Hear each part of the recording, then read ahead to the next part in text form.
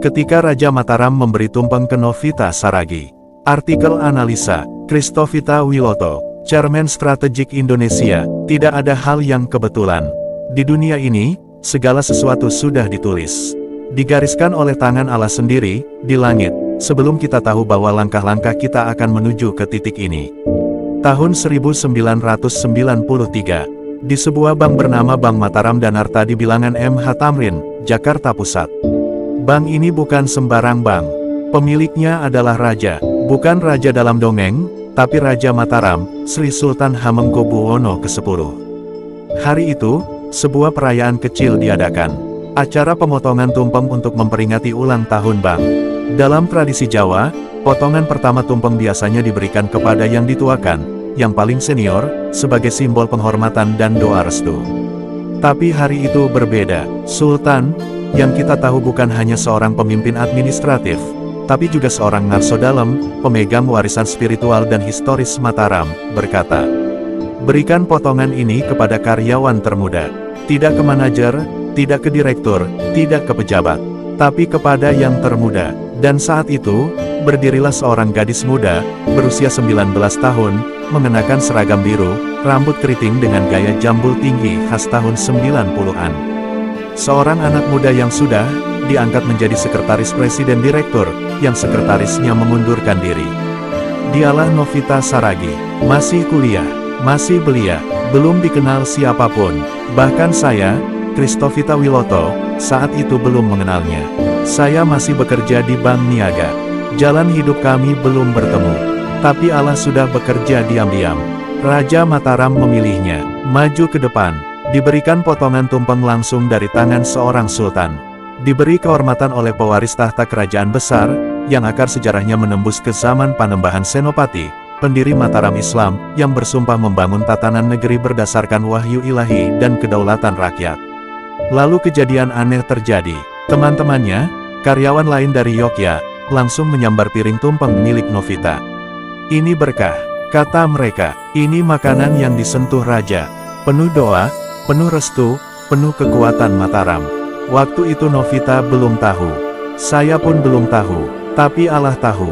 Jejak Mataram dalam kisah pribadi. Bagi orang yang hanya melihat ini sebagai momen seremonial, mungkin itu hanya sebuah potongan tumpeng. Tapi jika kita melihat dengan mata hati, ini bukan sembarang nasi kuning. Ini adalah pengukuhan yang tidak terucap. Ini adalah tanda bahwa tangan Allah sedang menunjuk bahwa ada misi ke depan yang sedang disiapkan. Dan bukankah benar, 3 tahun kemudian, tanggal 17 Agustus tahun 1996, saya menikah dengan perempuan itu. Dengan perempuan yang telah dipilih oleh Raja Mataram tanpa sepengetahuannya. Dengan perempuan yang memulai karirnya sebagai mahasiswa pekerja keras. Dan setelah itu, hidup kami menempuh banyak jalan. Dari Jakarta ke Manila, dari dunia bank ke dunia diplomatik, dari kerja keras ke kerja pelayanan, dari tumpeng seorang raja ke panggilan Allah yang tak kelihatan. Hari itu, 1993, sebetulnya bukan perayaan ulang tahun bank. Itu perayaan rencana Allah yang sedang dibuka satu halaman demi satu halaman. Tidak ada yang tahu, tapi semua mengalir sesuai rancangannya. Mataram dan dunia, banyak orang tidak tahu bahwa Indonesia, terutama tanah Jawa, menyimpan rahasia peradaban dunia. Bank pertama di dunia dibangun dari kerjasama VOC dan Kerajaan Mataram.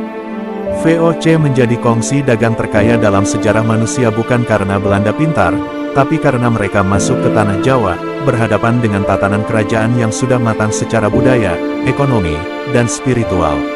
Raja-raja Eropa belajar struktur pajak dan sistem keuangan dari Jawa. Mereka menganggap Panembahan Senopati sebagai mitra sejajar. Bahkan Raja William dari Belanda tidak akan pernah ditasbihkan kalau bukan karena persetujuan Raja Mataram. Lalu apakah kita ini miskin? Tidak, yang miskin bukan bangsanya, yang miskin adalah pemerintahannya. Karena kekayaan Indonesia, emas, rempah, energi, dan kekuatan spiritualnya, adalah kekayaan yang diperebutkan dunia sampai sekarang. Dan jangan lupa, pemilik saham Bank Dunia bukan hanya Amerika dan Inggris, tapi juga Kekaisaran Hindia Belanda. Dan itu artinya, Mataram. Indonesia, tanah yang diberikan Allah kekuasaan untuk memimpin, bukan hanya bertahan. Perempuan, doa, dan rencana langit. Kembali ke peristiwa 1993. Apa yang kita lihat hari itu bukanlah upacara biasa. Itu adalah simbol bahwa Allah memilih seorang perempuan untuk membawa berkat kepada banyak orang. Dan seperti kisah Esther di kerajaan Persia, Allah menempatkan Novita, bukan di tahta, bukan di istana, tapi di ruang kerja bank kecil, untuk dipilih oleh raja sebagai lambang berkat kepada bangsanya. Satu piring tumpeng, satu tangan raja, satu perempuan muda, satu sejarah keluarga yang sedang ditulis Allah. Mengikuti kehendak Allah saja, saya, suaminya sekarang, hanya bisa tersenyum ketika melihat kembali foto itu. Bagaimana mungkin saya tidak melihat tangan Allah bekerja sejak awal, bahkan ketika kami belum bertemu, bahkan ketika saya masih di tempat lain. Tapi Allah sudah menulis, sudah memilih, sudah mengutus Sultan untuk membuka jalan. Hari ini, ketika saya melihat Novita, saya tidak melihat seorang istri. Saya melihat seorang utusan yang pernah ditunjuk oleh Raja Mataram. Saya melihat kehendak Allah yang berjalan dalam diam. Dan kita semua belajar, jangan pernah meremehkan apapun yang terjadi hari ini. Karena di balik setiap peristiwa, ada tangan Allah yang sedang menulis sejarah. Dan tugas kita hanya satu, ikuti saja kehendaknya. Raja-raja dunia pernah menyentuh tanah ini, tapi Allah sudah lebih dahulu menetapkan warisannya bagi keluarga yang percaya. Christovita Wiloto, Chairman Strategik Indonesia.